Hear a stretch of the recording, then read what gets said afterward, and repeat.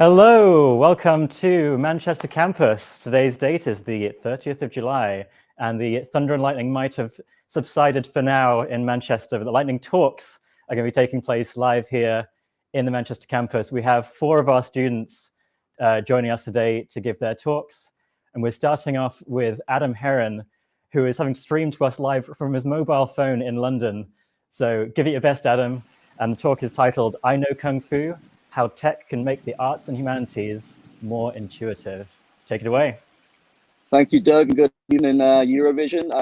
I'm a poor substitute for Graham Norton, but we're going to try and make this work as best we can. We'll do it live. Okay, so I know Kung Fu, How Tech Can Make the Arts and Humanities More Intuitive. The title of this tech, no, I was going to say TED Talk, not quite, we'll get there. But basically, this lightning talk is essentially from The Matrix. If any of you pop culture nerds out there know, there's a scene in The Matrix in which Neo goes into the chair, his controller, basically uploads a mass of information onto his brain straight up. That's exactly how the first 6 weeks of Northcoders have gone. I've got to be honest. Starting off not knowing what a variable is or a function or an object, and we've been doing backend this week. I feel like I came into this as a postgraduate researcher, and I thought I had it down. And then I took those few weeks of Northcoders, and I was like, no. There's ways to go, yes. But yeah, basically, I want to take the opportunity to talk about how the two worlds can kind of interact a bit, maybe how we can learn from each other, build bridges, not walls, and yeah, just take it from there. So next slide, please, would be awesome. If we can hit the next slide, thank you. Okay, I don't know if the GIFs will work, but I put some GIFs in there. If anyone is tuning in from the Media Studies Department in Oxbridge, a GIF is a moving image, and if you call it GIF, then you're wrong. So basically, it's an open secret in media studies that there's media professors and there's media lecturers who are not very media literate and, are in the discipline preaching, about what it is all about. Now, personally, I take quite a, generous view of that. And I don't think that's necessarily due to the fact that they don't want to, but they genuinely don't have the time. The way in which universities have become a very neoliberal institution in the 21st century, not least when the university fees were ramped up to $9,000, we see they become money-making machines much more than institutions of education, free learning, and lifelong access to learning. So, I think personally, where I would like to make my intervention and put my sort of mission statement on this talk is that I want to talk about, three very simple, 3 ways that we can, try and build a bridge. So if we hit the next slide, you might have seen this in the news, Gavin Williamson. Not the biggest fan of Gavin Williamson, but essentially it was announced recently that a proposed cut of 50% to the arts and humanities is going to be going live from next semester. Go figure.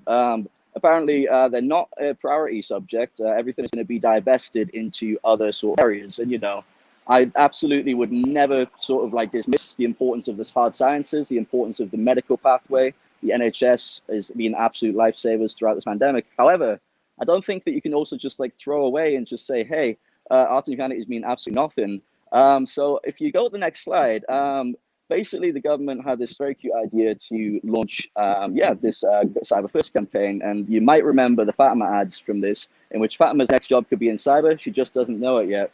That came just as a lot of money was being divested from the arts in anyway. And essentially, we're doing it live. There'll be traffic noise, atmospheric. But basically, if you go to the next slide, there was a few remixes. People had fun with this. So had the Cyberman come up. Next slide, please. We had Robocop in there, and we've got my personal favorite. Next slide, please. Yeah, we've got Boris Johnson on there as well. The quality of the image is about the quality of his premiership, if you ask me. So anyway, next slide, please. We'll move on. Before we get into hot water with get flip-flowed. So basically, the digital humanities has been a massive kind of coup in arts and humanities, in which it's argued that tech should be our friend and should be used as a tool to make the arts and humanities better, to make it more intuitive. So, you're not having to go through a database manually and search with a fine tooth comb for the exact reference you want. No, you can run a SQL search. You can run a bit of Python and data mine. You can find exactly your keyword search. Something as simple as a humble Boolean search will help make your job easier. So, I'm very, very keen on the idea, but I don't think that it's necessarily been implemented to its fullest capacity. So let me give you 3 the very modest suggestions about how we could take this forward. If we could move to the next slide, please.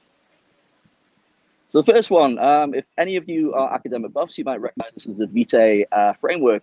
When I got to my university and I was given my sort of brief as a postgraduate researcher, this was what I was met with first. 4 quadrants, which are divided into knowledge and intellectual abilities, personal effectiveness, research, governance and organization, and engagement, influence, and impact. Hopefully that'll be a bit of this one. But basically, I'm gonna say that, you know, all of this happens in a bit of a vacuum, in which in universities at the minute, these all tend to be internal kind of like processes in which there'll be an internal repo. You upload your upload. If you missed a bit of that, you've not missed much. Basically, I'm just saying that universities are doing this internally, this process. They're uploading these kind of like, you know, skill sets to their own websites. And I think that it could be done a little better. I think, you know, if I wanted to look at what a student at the University of Manchester is doing and be like, hey, that looks pretty cool, I want to maybe like do some research like that, I want to like attend a seminar like that, I should be able to do that quite naturally. If we move to the next slide, that might be an indication as to how we can do that. GitHub, the dev's pet friend, you know, like one of the most, one of the best sort of like used tools in, oh, are we on? Oh, yeah. Yeah, sorry, dropping out again. Yeah, one of the most like useful tools as a dev, version control. Why are we not teaching this to undergraduates on their first day to say, look, you've got an essay, we've got to, you know, make that an easy thing. You don't have to make file after file after file. You can have one file centralized and you can keep updating that file. Even better, you can see the history of those little tweaks that have been made. And, you know, I wish that I had known about GitHub back in the day when I was burning the midnight oil in my undergraduate. But, you know, live and learn. I'm going to be using it every day from now on, and Evernote because it's class. Next slide, please. And this is my final kind of intervention, is reference management software. One of my chosen ones would be EndNote. There's other reference management softwares are available. I'm not sponsored for any of this, but if you want to, please get in touch. Basically, reference management software is a gem because normally you would be entering all of this data manually. You would be spending hours and hours just compiling titles, authors, publishers for articles, and for if you're doing an edited chapter in a collection, ooh, lots of luck. That's a fair bit of information you got to handle. This makes your job so much easier. Basically, you can just enter all of your metadata, and you can then have the software compile it into any style that you like. That was a absolute gift when I found out that they existed. Again, wish I'd known about it sooner. But yeah, this is a thing that tech can make the humanities a little easier, make your lives a little easier. So, you know, one more slide, please. Then we've got a little bonus one again. So, in the words of King George, if we've got any Hamill fans out there, respect. But what comes next? What are we going to do with all of these innovations? Well, I think, you know, it would be easy to say tech has all the solutions, but it actually doesn't. I think the tech industry can learn some things from the arts and humanities as well. For instance, Northcoders is a fantastic organization, has equality, diversity, inclusivity at the core of its mission statement. I would not be on the course were it not for the deferred payment plan in conjunction with EdAid. They offer a gender diversity fund, which allows women and bisexual, transsexual, transgender, and non-binary women to essentially get the leg up that they need to enter the industry. And it's one of those things where I think, you know, more should be happening. And I think that gender studies and intersectionality, which comes, you know, you guessed it, back to the arts and humanities, is absolutely the right kind of way in which we can start to broach some of these questions. Look at these intersections, look at these disparities in terms of race, class, gender, sexuality in the tech industry. Integrate it a little bit, feel uncomfortable, because we should feel uncomfortable if most of the jobs and most of the CTO's positions are going to white, heterosexual, cis male, like, you know, candidates. That should not be the case. We live in a very like diverse world. We have ideas that come from absolutely anyone, and I feel like that should be celebrated. So one more slide, I promise, and then I'm done. I'm going back. So what do we do? I'm going to end this with a quote from The Matrix. Basically, there's a scene in The Matrix in which Neo is very early in his training. He turns to Morpheus and he says, so what are you trying to tell me, that I can stop bullets? And I want to argue, if tech can help the arts and humanities, and the arts and humanities can help tech, and I would say, no, Neo, when the time comes, you won't have to. Thank you very much. You've been absolutely great. Cheers. Keep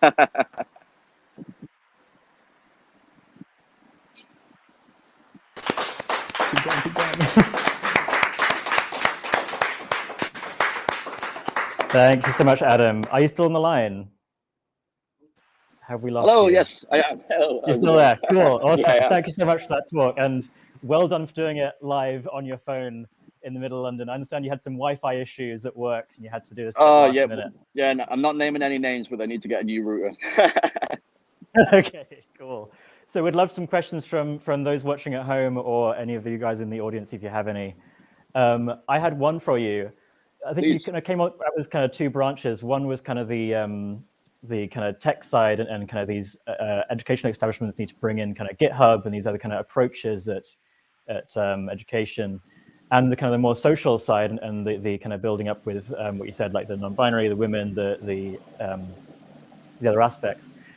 Do you think it's not only going to require some effort from maybe policy or some kind of drives to introduce new tech, but also maybe a generational shift? Like we maybe need time. Do you think is that a two-factor thing? This is something which I think is a very interesting question, Doug. And I can speak to my young cousin Matthew. He is, a product of his generation, in which he is so absolute legend, one of the best basketball players I've ever seen. But also, all of his friends just absolutely has no preconceptions, no prejudgments, and he's learning coding from an early age. I'm going to try and steer him in the path, But basically, yeah. I think that a generational shift is absolutely what's happening. We're seeing younger generations coming through, entering the tech industry and coming in with, the right idea about things, in which, hey, we've maybe done things a certain way for a certain amount of time. It doesn't always have to be this way, I think innovation is all about creativity and is all about giving access to the resources, to combat the digital divide. I can't think of a better organization than Northcoders doing what you're doing in terms of the initiatives that are being run. Cool, thank you. I should say we haven't paid you to say that, but it's very nice of you to say so anyway. No. Cool. Are there any questions coming in on the chat, or anybody here might have anything at all? Let's give it a few seconds. Else, it's been lovely to have you, Adam. Thanks for joining us. We'll let you get back to the chaos of London, and we'll see you next week. Cheers, Doug. Take care. Cool. Thanks, everyone. Thank you very much. See you soon. Thank you very much. Cool. And we have a small break to switch over, and we'll be back with you shortly.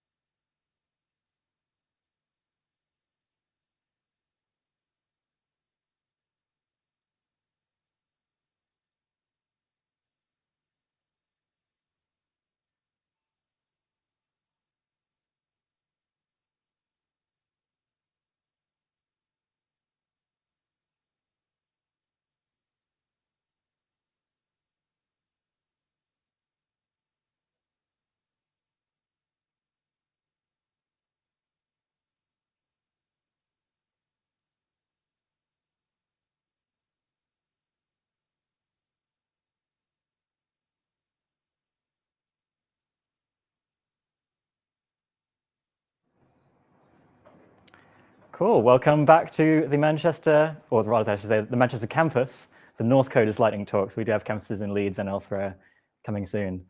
So thank you very much for joining us again. And next up, we have Stefan with his talk on cracking hashes. Take it away. Thanks, Doug, for the introduction. So hi, I'm Stefan. I'm part of the May cohort, and I'm in my penultimate project week, which means that next week there will be like a final presentation. So this is like a great opportunity to have a little bit of a dry run to practice like speaking in front of people. I got this idea for the lightning talk a couple of weeks ago when I was going through a box of old stuff, and I found this thing. For those who can't see it in my hand, it's something like this, a very like easy or basic combination lock. And I had completely forgotten the combination, so I had to like play around a bit, and eventually I managed to like open it. And then when that happened, there was like a certain amount of like satisfaction, and because it was quite fun to do it. And it was like, I thought, is there any other area where I can apply like this kind of like cracking something? And because I'm in the middle of a bootcamp, I thought, well, the next logical thing is passwords. So today I'm going to talk about password cracking. And I chose this topic basically for two reasons. One is like, at some point we'll be developers, and it kind of makes sense to have like an idea of like what's going on, how passwords are stored, and what people do in order to crack them. And the second angle is like normal people. I think it makes sense to create a certain amount of awareness. And you'll see why later on. Before we talk about the actual cracking method, let's look at how passwords are actually stored. So I'm going to talk about online passwords. And in general, there's like two different ways. One way is the obvious one. We have a database, and the database has two columns, and we have like a username and the password. So if a new user signs up, and you put in your username, your password, and it gets stored in the database. The thing is, plain text is a terrible idea for two reasons. One reason, if you have like some kind of employee who's a bit naughty and has access to the database, then this person has access to all the passwords and can like give them away. And terrible idea. And the second reason is if your database has a leak, if it gets dumped on the internet, then everybody has access to this information and can log into people's account. That's why most passwords are stored in a different way.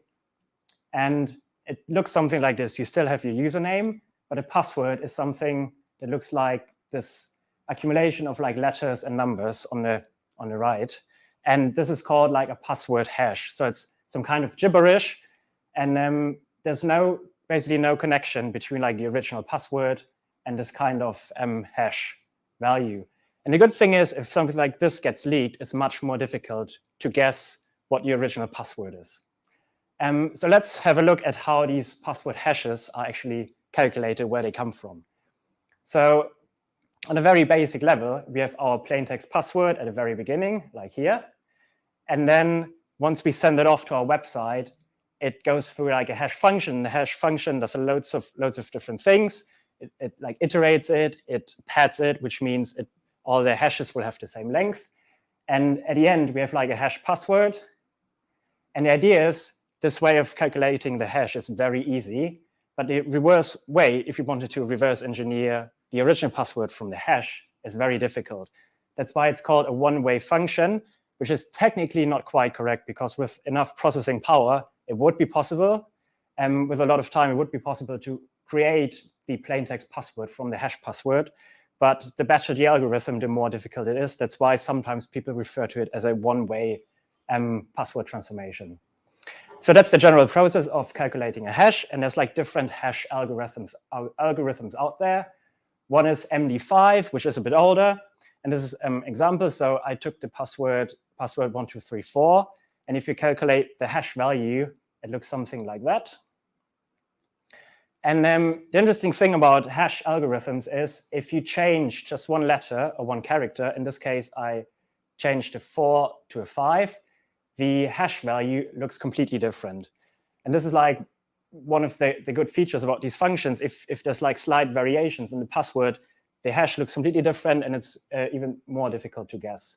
And also you can see the hash has like the same length, and it's longer than the original password. And it's like defined by the hashing algorithm itself, how many characters it displays as the hash value.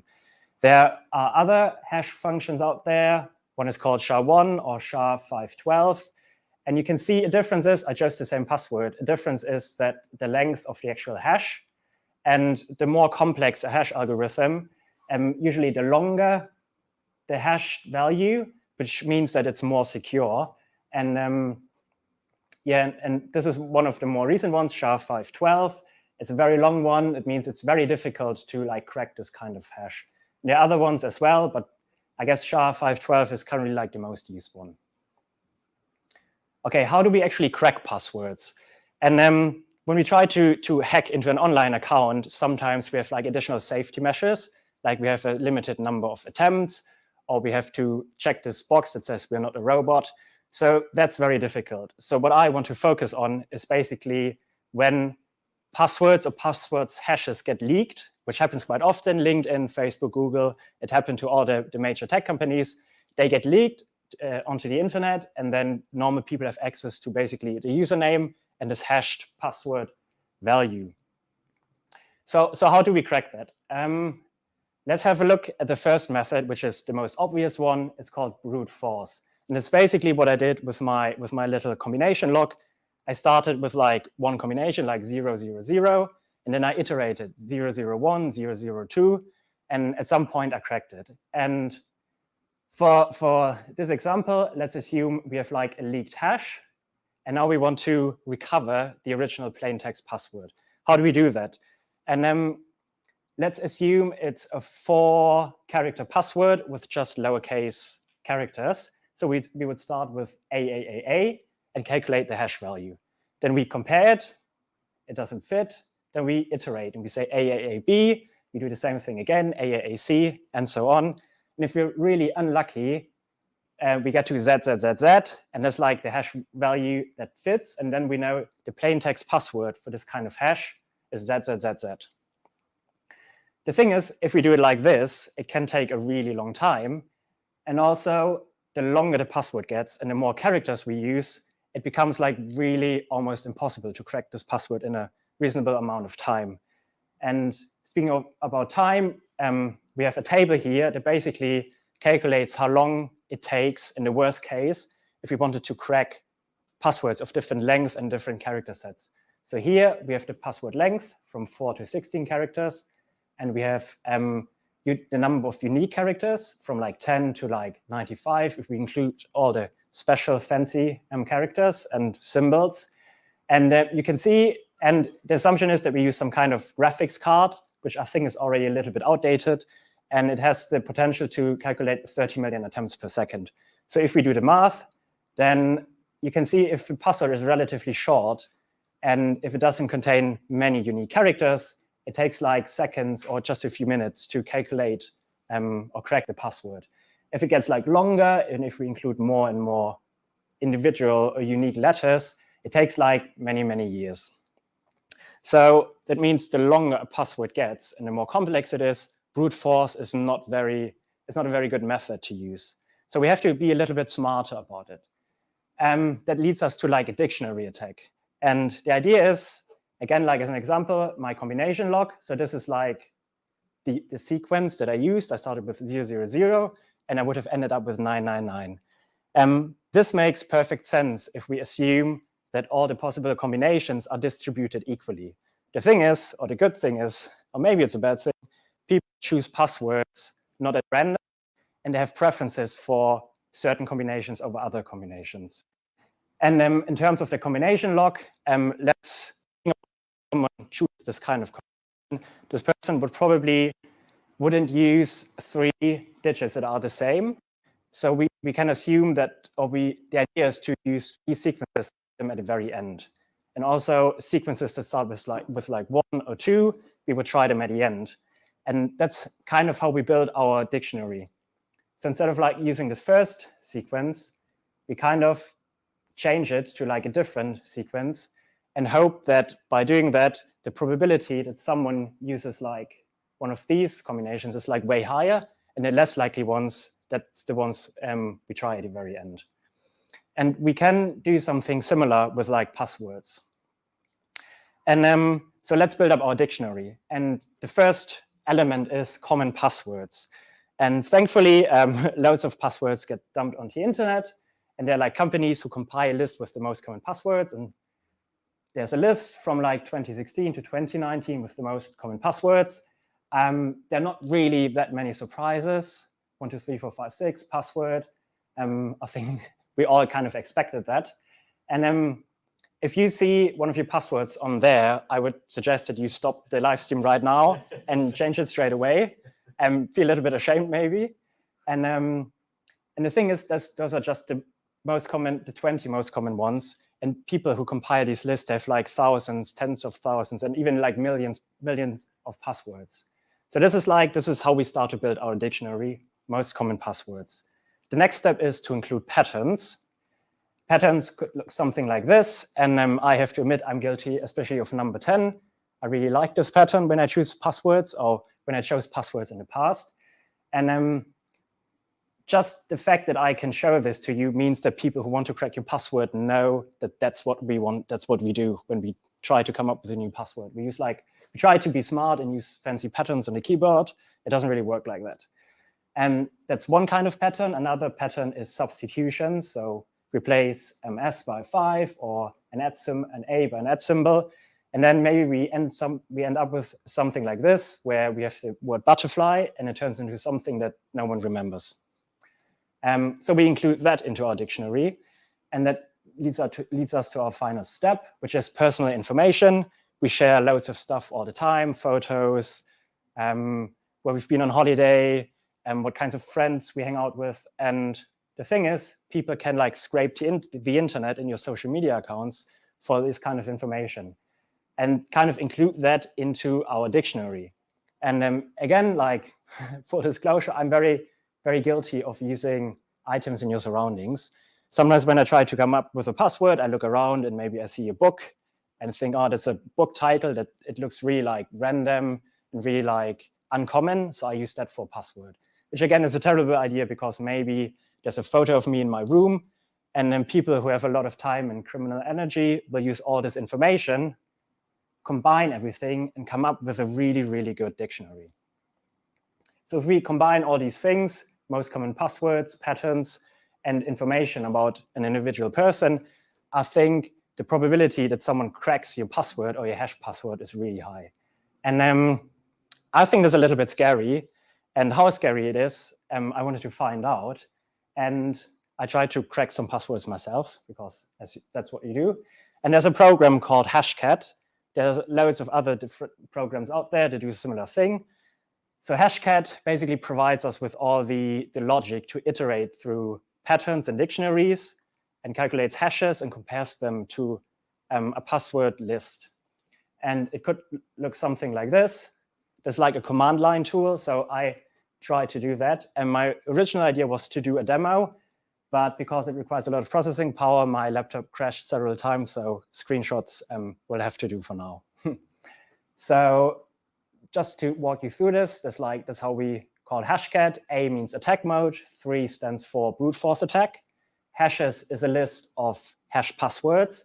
And then I specified a pattern that I want to iterate through. In that case, it was 7 lowercase letters.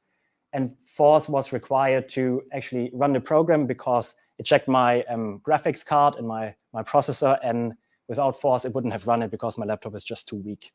But the thing is, it kind of worked. And that's what I got. So you see like loads of hashes and then the clear or plain text password. And that's what I could do with just using a very simple pattern on my laptop that's already 5 years old. And I think it's really scary because there's people out there with like really, really good dictionaries and a lot of processing power. And they can crack a lot of things in a very short amount of time. That leads me basically to my last point. How can I protect myself? Well, there's loads of different ways. And I guess the 2 biggest ways to protect yourself is like, on the one hand, we have a password manager. And every time we did pair programming in the past, or when someone shared their screen, I was always looking at their browser, because usually password managers have like a browser add-on. And I would say maybe 50% use a password manager, which is really, really good. But there's loads of people who don't use a password manager. And I think it's a brilliant idea to use one. For those who don't know what a password manager is, basically it's like a vault, and it stores all your password words, and it can generate random passwords at for any length and any character set you want.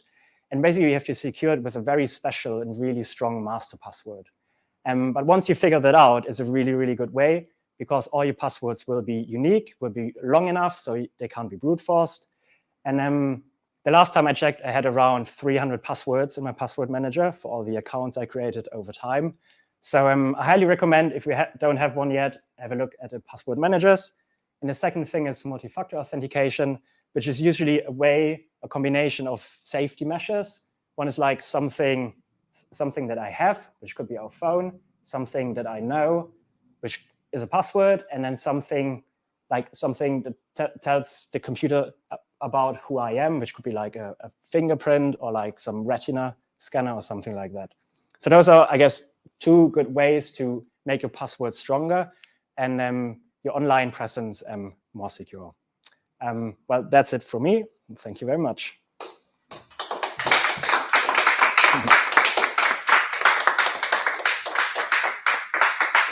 Cool. I think James is going to switch over real quick. You can hear me. Am I on? I think my thing is still on. Hear me now? Cool. Thank you very much, Stefan. It was really interesting hearing you talk about these different kind of habits we have with keyboards and stuff, and that list of common passwords. I remember when I first created my Hotmail account, my first email address, my password was monkey, and I saw that in that. I've changed it, I swear. Everybody try it. Yeah. But I thought another vulnerability may be admitting what habits you're prone to in a lightning talk. That might be a little vulnerability there. I've changed all my passwords since then. Okay, good. Cool. Any questions from the audience, please do send them in and we can see if we can get them answered. One thing that came up right at the start was this hash function, which takes a plain string and turns it into this kind of hash. I've heard about something called like adding salt to a hash function to make it more secure. Do you know about this? Yeah, basically the idea is when you have a plain text password and you use like a hash function for the same password, it creates the same hash value. And what some websites or accounts do, they add, it's called salt, which is basically a random string unique for each user, which is combined with the original password. That means even if two users use the same password, the hash value is different. So when passwords or hashes get leaked, then it's much more difficult to crack the password, because even though I crack one hash, the next hash, which potentially could be the same plain text password, but with the addition of salt, is a different hash value. Okay. So is the salt stored somewhere, or is that connected? Yeah, it's like part of the authentication process. So when you create a password, when you set up an account, the salt gets added to your password. Wow. Cool. Extra secure. Cool. Any more questions, please? So here's one from Paminda. Biometric passwords seem a good way forward. Do you think there will be a way to bypass that too in the future?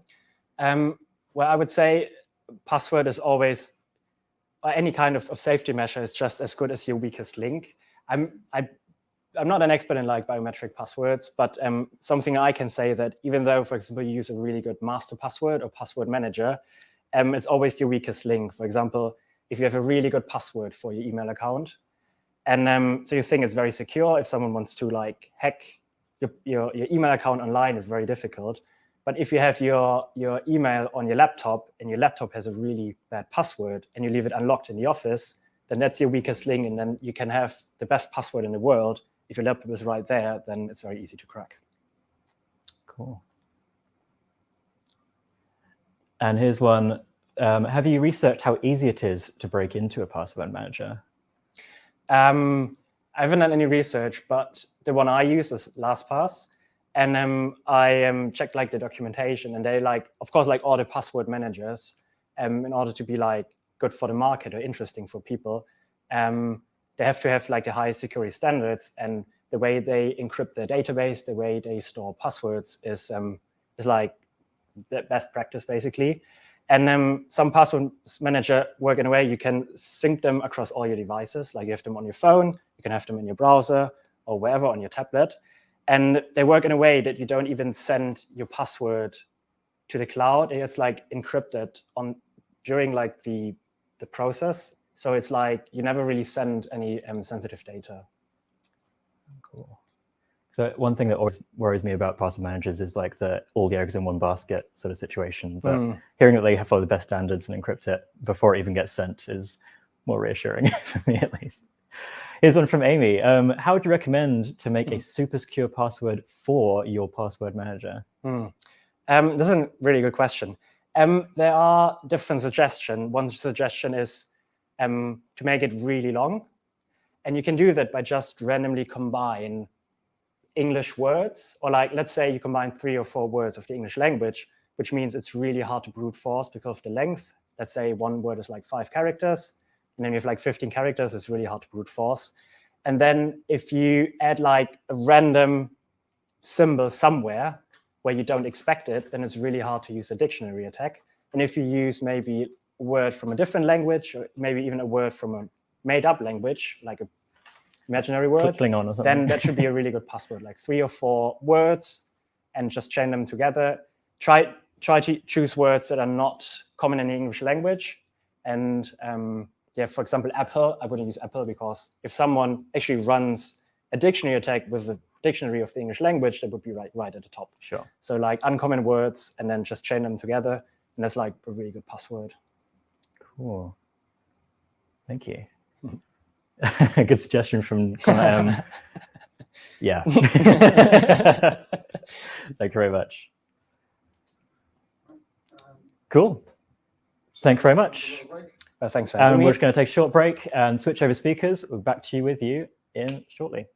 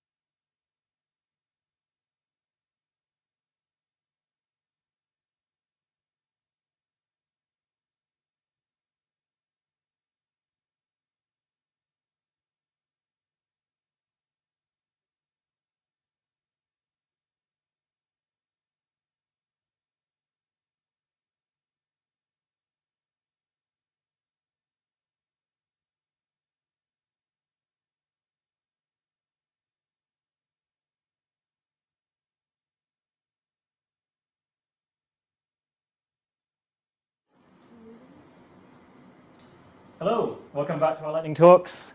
Next up is Kev with his talk entitled "Don't Be Alarmed," but there's a synthesizer. I knew I was going to mess that up. Don't be alarmed, but there's a I can't say it. You take over. Oh, thanks, Doug. There we go. I paid him to mess that up at the beginning there for me. Thank you very much, Doug. I have to apologise. It's a strange way to start a talk, I understand, but I have quite a serious. I have to start this talk on quite a serious note. That didn't really help, to be honest, Doug. But this is very serious. I don't want to come across as alarmist, but I have some frankly shocking news for you. There is a synthesizer living in your web browser. Now, I know what you're feeling right now because I've been there. I understand it. I really do. Don't panic. We can get through this, I promise. So, I was investigating this talk. This is how I found out about this. I was always going to do a talk on audio tech because that's my background, audio tech. I was always going to call my mate Chris. Look at lovely Chris there. He's beautiful, isn't he? Chris and I lived together for about 2 years, maybe more, maybe even 4 years. We probably wrote about 200 experimental dance tunes together.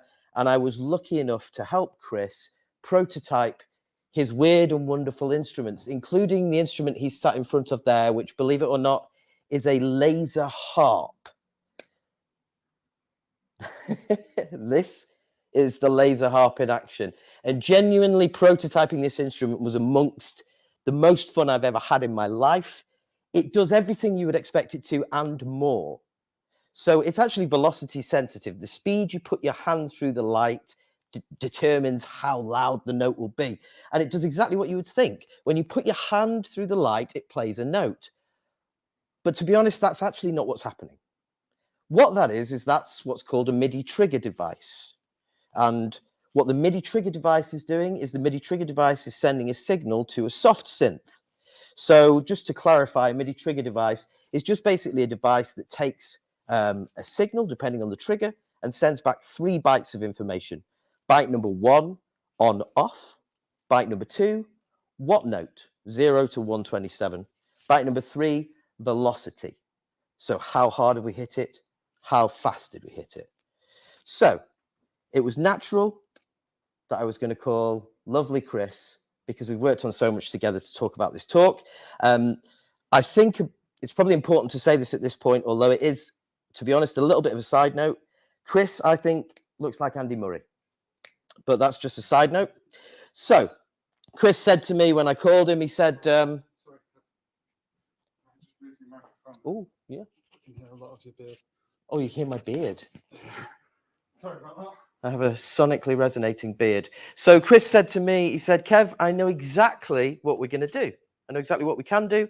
We can write this very elegant little JS file, and it will talk to the synthesizer that lives in your web browser. Now, at this point, we were in back end on boot camp, and information overload, revelation overload. It was pretty much too much for me to take at this point. There's a synthesizer in my web browser, Chris. And Chris said, no, just calm down. Calm down, Kev. There's a synthesizer in everyone's web browser. It's part of the web audio API. It's built in to your browser.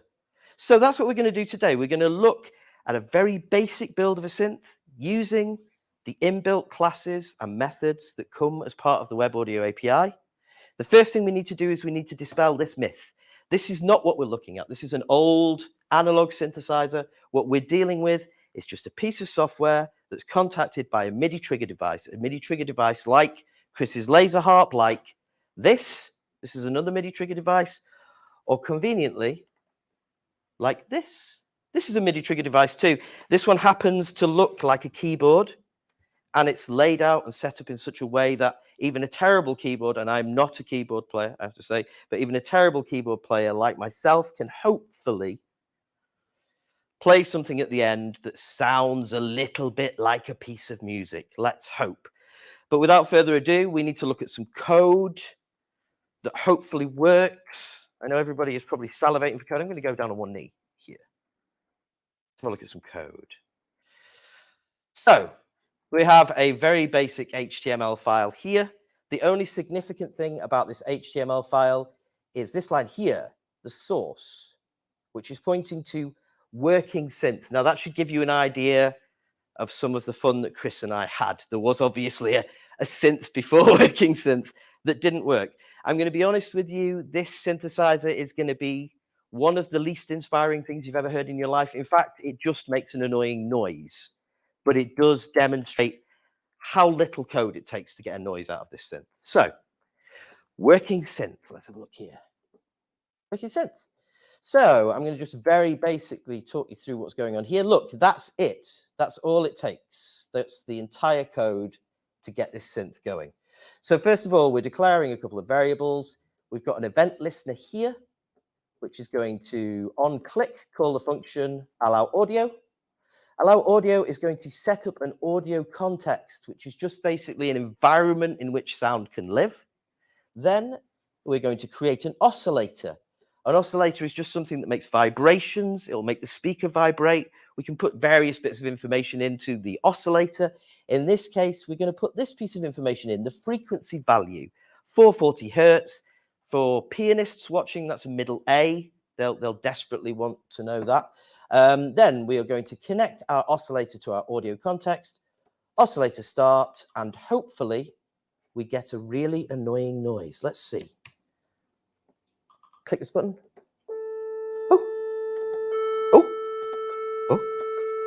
Oh, that's weird. It's changing. So what's happening there? It's getting louder and quieter. So basically what's happening is we create an audio context. It creates what we call a sine wave. Then when I click it again, it creates another one which overlaps. Now, sometimes these sine waves will line up like this and they'll get louder. In fact, it didn't do it for me, which is a very big shame. But sometimes they'll actually mismatch and the sine waves can cancel each other out. So you can actually get silence. But that, unfortunately, didn't happen this time. So we clearly need a better synth than that. It's not very good, really, is it? We probably have some notes. Now, in order to get notes, we're going to have to contact another API. We're going to contact the Web MIDI API, which will allow us to plug in our MIDI devices. So let's have a look. What shall we call it? Shall we call it, I know, Better Synth? And I knew it was called Better Synth, obviously. And here it is. Here is Better Synth. So a little bit more code here. We've got things that will make it switch on and offable. That's very nice. We have, this is essentially the code that we saw earlier, pretty much, more or less. This bit's quite interesting. We have dealing with MIDI success. So if we get a signal that's successful, we're going to call the function start playing MIDI input. If we get MIDI failure, we're going to console log an error that no one wants to see, please. Function start playing MIDI input. This is quite interesting. We have to iterate through all of the possible inputs that we could have, because basically there are loads of MIDI inputs and it has to decide which one sent me a signal. So we're going to iterate through that, and then based on that, we're going to call this function. This here, 0x90, that's byte number 1, that's on. So if on, we're going to use this fancy formula here, which will use the note number, and we'll also use that 440 to work out what all of the notes should be relative to the keys. So hopefully, fingers crossed again, this will work. When I press this, it makes an annoying noise.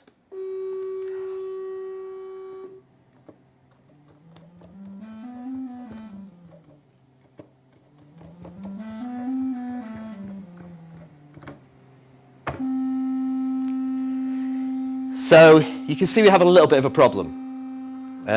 We'll fix that. We'll turn this one off. So it's not the most inspiring synth in the world yet. I totally understand that. We need a final synth. So we need a number of things to happen with final synth. We need the note to switch off when I lift the key up.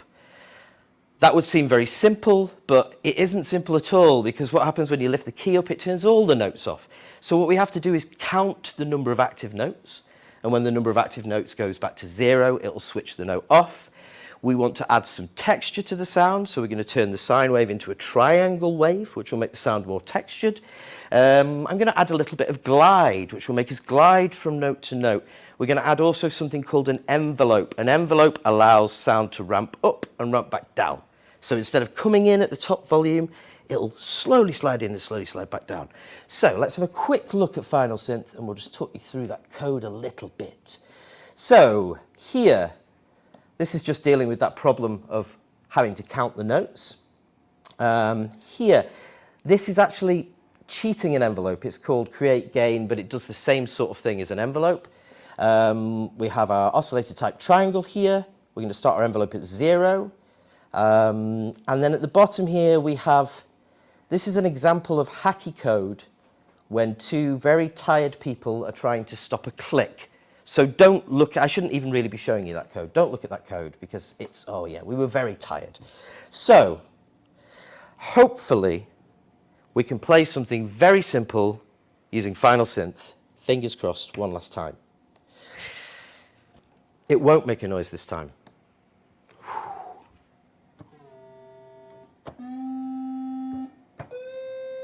Ooh. Dum da dum dum da dum dum da dum dum dum da da dum da dum dum da dum dum da dum dum dum da da dum da dum dum da dum dum da dum dum dum da da dum da dum dum da dum dum da dum dum dum da da dum da dum dum da dum dum da dum dum dum da da dum da dum dum da dum dum da dum da dum da dum dum da dum dum dum da da dum da dum dum da dum dum da dum dum dum da da dum. There is a synth, there's a synth living in your web browser. Now, what do I want you to take away from this? Don't be afraid of the synth that lives in your web browser. We love MDN docs. Go and look at the Web Audio API. Embrace the synth that lives in your web browser. And of course, if you ever happen to have some bespoke MIDI needs, or you need some bespoke lighting installations or some sensory lighting installations, please contact my mate Chris, who looks a bit like Andy Murray. Thank you very much.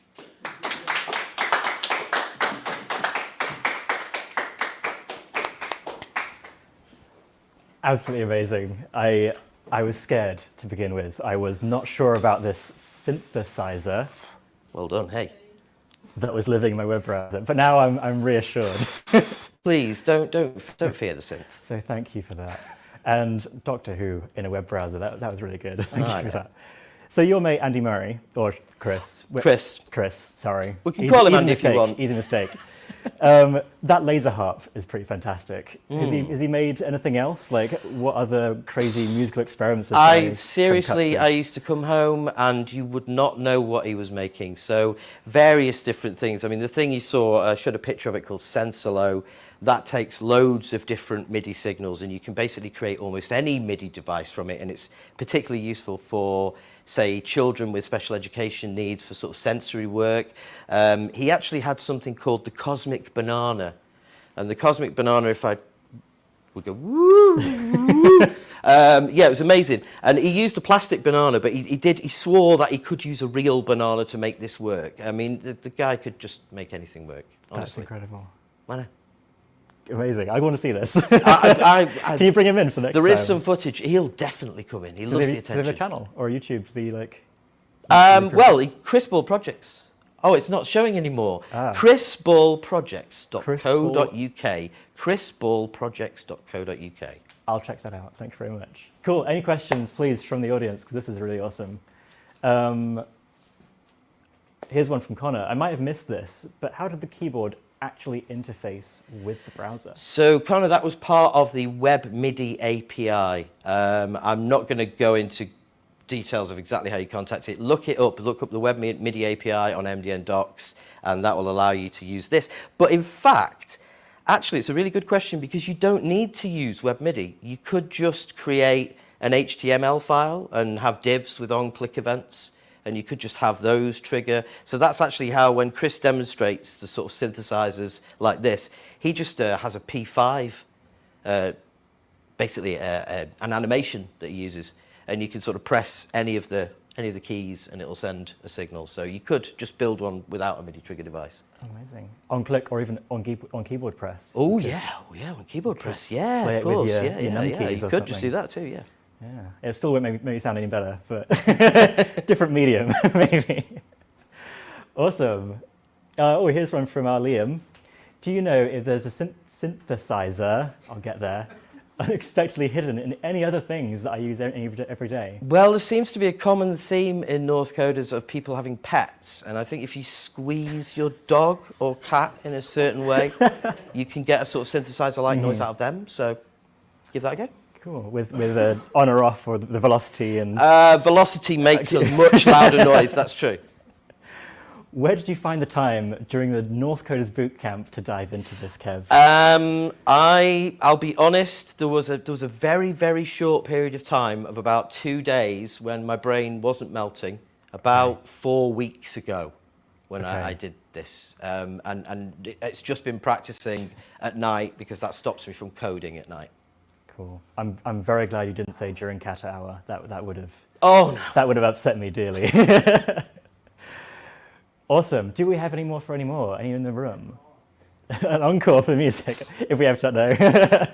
That's it. That's all I've got. I'm afraid it's very difficult to play. It's basically not polyphonic. I could have done a polyphonic synthesizer, but it would have been about 500 lines of code, not 60. So cool. Cool. I think we'll switch back over to the final talker, and we'll back with you soon.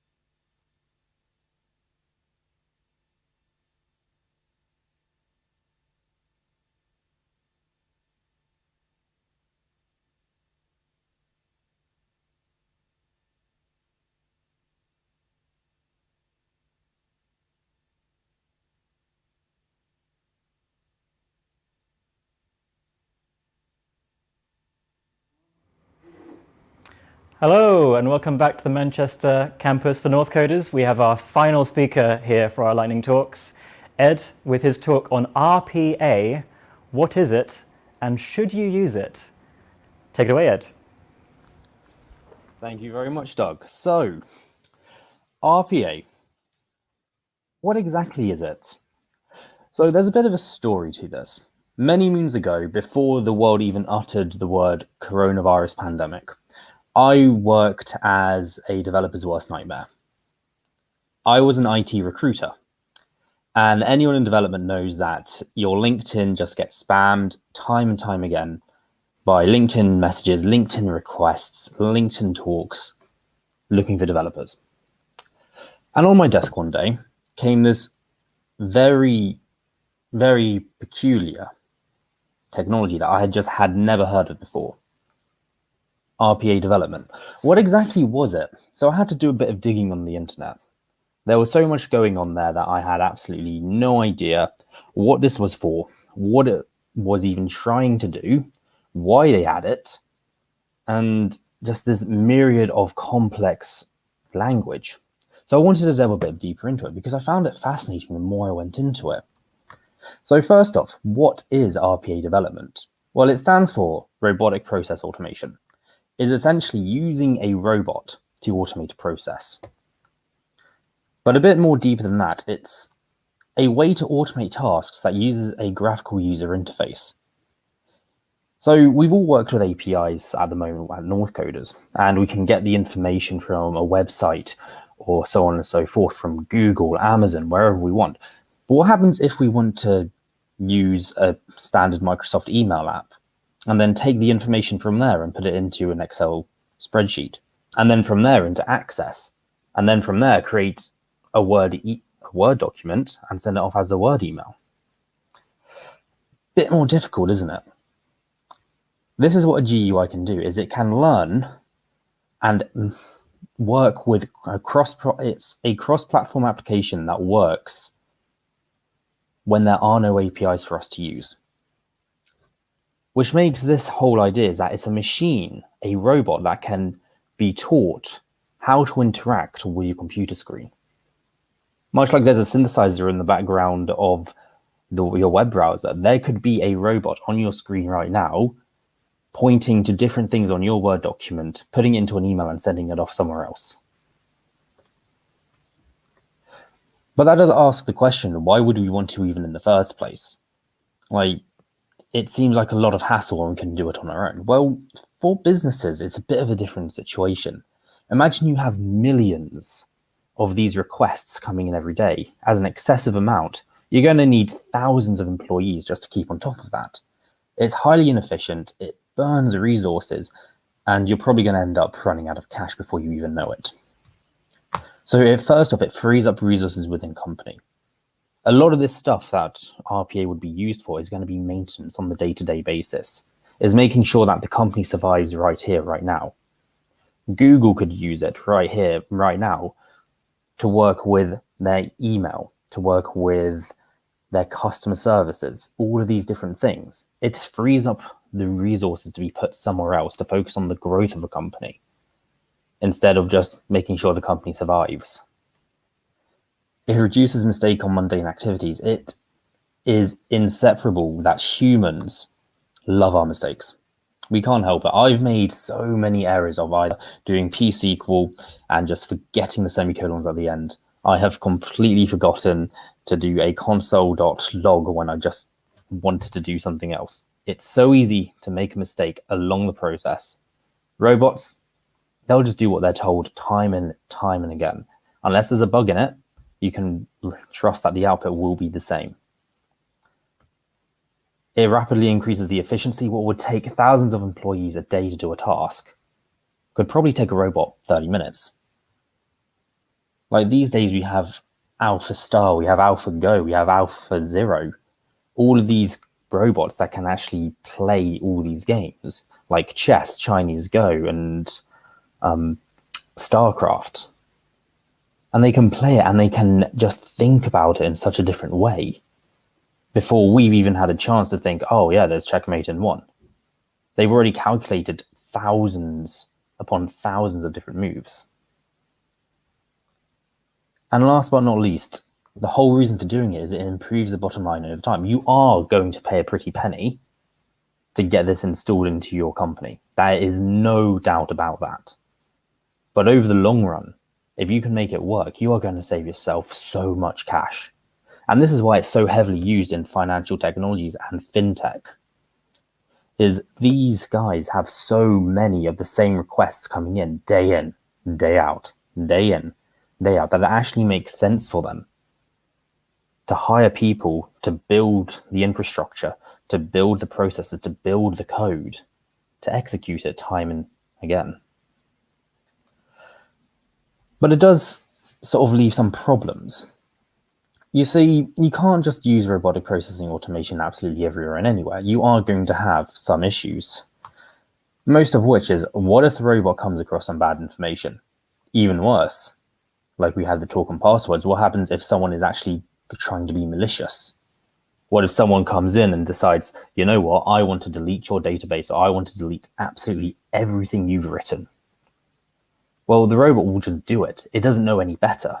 It's just on autopilot all the time.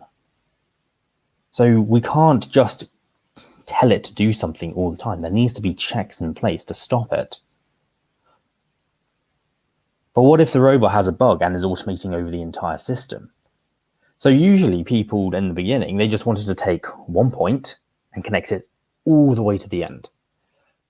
And that is a horrendous idea for anybody. If you've got a robot doing absolutely everything time and again, and there's one little bug, much like you could say the Millennium bug, or you've just not thought of a big enough number for the count on the synthesizer, it is going to cause you problems at some point. And then you've got to go and you've got to find that bug, and your entire company is flatlining. It is on the hospital bed. It needs resuscitation, and you're hemorrhaging your customers like crazy. So it's probably not a good idea to automate it over the entire process. So there are ways that we can avoid this, and there is something called a business process manager or a workflow manager that will separate it into little segments. So you would say, okay, for the email, we're going to extract the email and then put it into the spreadsheet. And we're just going to have that little bit segmented off. And then we're going to start a new one, and it's going to take it from the Excel spreadsheet and put it into the Access database. And then we're going to do another one where it takes it from the Access database and compiles the Word document. And then we're going to take one from the Word document and put it into the email. And you segregate those off with little connections, with little bits of code, just to make sure that it flows nicely. But if something goes wrong, you aren't putting your entire system at risk. Lastly, what about the employees who used to do the robot's job? A bit of an ethical conundrum, because at the end of the day, we could end up losing a lot of jobs if everyone makes this shift. Because there are a lot of low-level jobs that still need to be done, and we can't afford to have half a population potentially out of a job. So what would happen to these people? Thankfully, it's not taken on too much of a big role, RPA development, but interestingly enough is some of the sources that I found online, mostly articles, have claimed that the employees wouldn't lose their jobs. They would actually be shifted into different departments.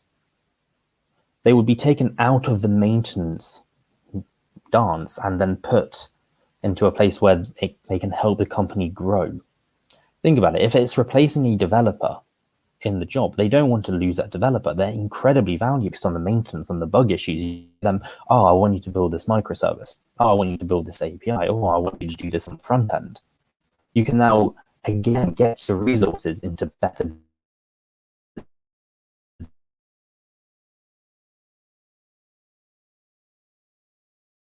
A robot comes across some bad information. Well, thankfully, we can keep some of those employees and use them for the fringe case.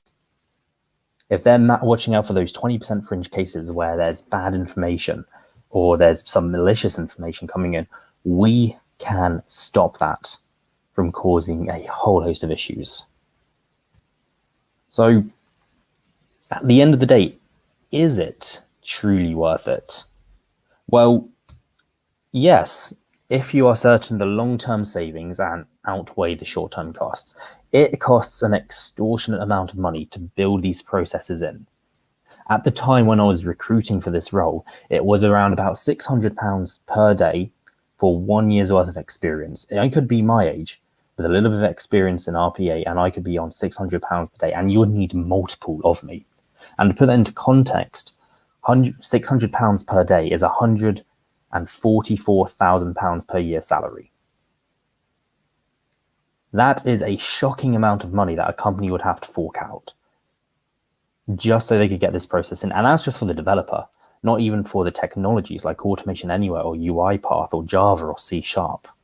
You have to have a ton of resources to implement this in the first place and then to maintain it. Yes, if you can structure your workflow accordingly, back to you've got to segment them in the appropriate ways. If you can't do that, if they're all intermingling, then, well, you're going to end up with a pandemic in your system if a bug gets through. And that isn't going to help your business. It is going to cause it to topple from the inside out. And that's the last thing you want to do when you've got thousands of employees and hundreds of thousands of customers. And finally, yes, if there is absolutely no other alternative, back to if you are getting 1 million requests a day, you aren't going to fill those with 80,000 employees working 8 hours a day trying to do 100, 200 of these processes each and every day, when a computer, a robot, could just do that in an instant. And this is the best part about it, is RPA development is a very, very, very niche area, mostly still used in finance and fintech companies, but there's so many different applications. You can use it in hospital administrations. You could use it to read doctors' handwriting. How great would that be? Never get a prescription wrong again. You could use it in, say, the arts and the humanities. You could bring it up and just say, okay, we want to check who's going to do good on a competition, who's put the time in. Can you separate them out into different parts and then send the ones that aren't so good to this person or this person or this person, and then have the competition run that way? Maybe a bit discriminatory, but that's an idea. Or so on and so forth. There's loads of ways to put this, but again, it comes back to, this is a very new part of technology. It is still being developed much further. And the most fascinating part is it can work with a screen. It can be there right now, working behind your laptop, my laptop, everybody's laptop, and we wouldn't even have the faintest idea if it was there doing its job or not. Maybe one day it will be on our laptops. Thank you.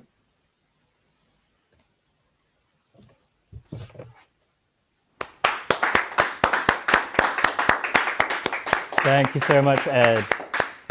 So I've got to admit, parts of that almost felt a bit apocalyptic with these robots taking over, but I think you brought it back together to a nice happy world right at the end. So I've a bit of a question for you. Like, lots of your talk kind of revolved around these robots who are super powerful. They do what they're told. They can process 10 trillion things a second and kind of go through these processes which like a bunch of humans could not do.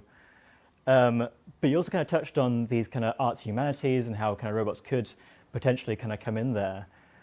But do you think that robots could kind of take over all of humans' jobs? Like, could they process the value of artwork? Could they, replace the caring given by nurses? These sorts of jobs, do you think? Definitely not. Robots, as great as they are at the logical aspect of things and the process, they can only do things at the moment, as we know them, in the same way each and every time. Humans are different. We are too different. You can put me in the room with somebody else and we could get on or not, just depending on our personalities. A robot wouldn't be able to think in a way that, or even feel in a way, to actually interact with us. Like, if you're in a hospital bed and you are there and you're wanting the care, a robot will just be like, thank you, here's your morphine, have a nice day. And you'll be there, yes, you'll be high as anything, but you won't get better because the human aspect of it is still an important part in care. In the humanities, in the arts, it is the emotional impact of a piece of work that gets us. You can look at something like the melting clocks, and that invokes a lot of strong emotions, which is why it's such a powerful piece of art. But a robot will just see brushstrokes and colors, all in hexadecimal, which isn't exactly a strong value. And lastly, it comes down to its emotional value that really drives people. It's the emotions behind us that really make us want to do something. A robot just doesn't have that. And I think that is why they're called soulless, is because they will always just do the same thing time and time again. They'll just think in the same ways, whereas humans, we grow, we evolve, and we develop over time through the experiences in our lives and with the experiences that we have with our emotions and therefore with each other. So a point from one of the viewers regarding the ethics of this topic, strongly recommend Technology and Virtues, Philosophical Guide to Future Worth Wanting by Shannon Valor. Haven't heard of that one. One thing actually sprung to my mind is the book I'm currently reading, which is Invisible Women, which talks about how kind of data and kind of these kind of robotics and AIs that kind of make decisions and automate stuff are often kind of, they're robotics. And like you mentioned, they are just kind of cold, hard machines that don't kind of think like humans think. But it is still humans that built them in the first place. And some of these kind of biases and kind of the way we view the world can be reflected in how these robots kind of do their job. You did kind of mention some of this kind of biases coming through with the arts and humanities. Any kind of thoughts on that? So that's not really a question, but more of a me saying. I'm probably not experienced enough in that regard. So yes, there will always be human biases coming in if humans are writing it. And even if you've got machines to write it, who wrote the machines? And if the machines wrote the machines, who wrote the original machines? You sort of got a chicken and egg problem going back on until you get to the human who wrote it initially. So yes, there will always be some sort of bias. And I don't think you can completely remove that out of there, just because we as humans, we will always have a judgment on something. We will always view something and we'll try to put it into a category because that's what humans do psychologically. We want to know where we stand. We hate uncertainty. So by putting it into a box in our minds, we can go, yes, that's where it is. That's where it belongs. And therefore, whoever's writing it, they will have these preconceived notions, and it might be reflected in the code they write, especially if it comes down to a robot that's got to reflect on art. So I might prefer Monet over Manet. And when you end up with that, did the human lay the egg? And when you end up with that, you're going to always have a slight divergence on what someone else might say. So two people could write the exact same thing, but just from their own biases, could end up with completely different outcomes in the robot.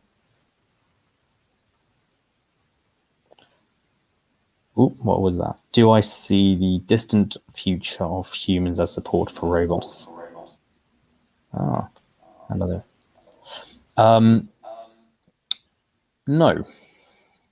I think humans will still be a huge driving force for a long, long time. I think AI is still going to be a while off until it can even match the human level of thinking. We've still got a brain, can still breathe. We've got all these processes going on that are automated. We multitask all the time. Just our brains aren't making us aware of what we're doing. So as humans, we are built based on communication. A robot, it can communicate, but it's got to be told how to communicate. In my eyes, the greatest thing about humans is that we can talk, we can share ideas. That's how we've got the world we've got. If someone had an idea, they shared it with someone else, they've built upon it, and they've shared it with someone else. It's like a building being grown. A robot, I think, would lack that. So I think there will still be a lot of people doing even tech jobs in the future, and the robots will still have a side role to play. Cool. It sounds like no matter how kind of cold and robotic these robots become, there'll still be a human element somewhere in there, because it was us that built them, right? But maybe it won't stay that way. Maybe the robots will start. Maybe the robots will start building themselves and end up in some crazy future. Cool. Thank you so much, Ed. Thanks very much for the talk. And that just about wraps us up for today's lightning talks. Catch you later. Cool. So that wraps us up. Thank you very much for joining us. This has been me presenting from Manchester Northcoders campus. We're hoping to host some lightning talks fairly soon. So we'll post some stuff out on social media. But until then, catch you later. Bye.